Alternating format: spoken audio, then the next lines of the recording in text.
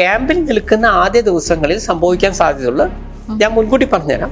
കുറെ പേര് സെന്റി അടിച്ച് ബിരിയാണി ഇതൊക്കെ കൊണ്ടു കൊടുക്കും. ക്യാമ്പിൽ നിന്ന് ഇങ്ങോട്ട് ഇറങ്ങുകയും നമ്മൾ കൊടുക്കാന്ന് പറഞ്ഞ വീട് ആ സ്പോട്ടിൽ കിട്ടാതിരിക്കുകയും ചെയ്യുമ്പോൾ നിങ്ങൾ ഒരു വാടക വീട്ടിലേക്ക് പോകേണ്ടി വരും. നന്മപരങ്ങളായ ആൾക്കാർ അവിടെ ബിരിയാണിയും പൊറോട്ടയും ബീഫൊക്കെ കൊടുത്തിട്ടുള്ളൂ.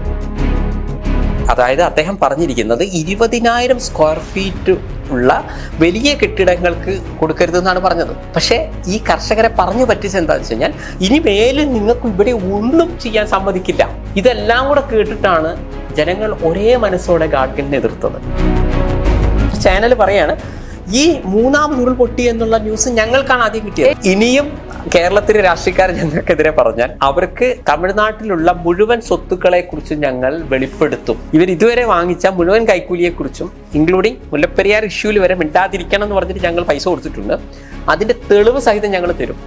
ഞങ്ങൾ പണം മാത്രമല്ല സ്വത്തടക്കം കൊടുത്തിട്ടുണ്ട്.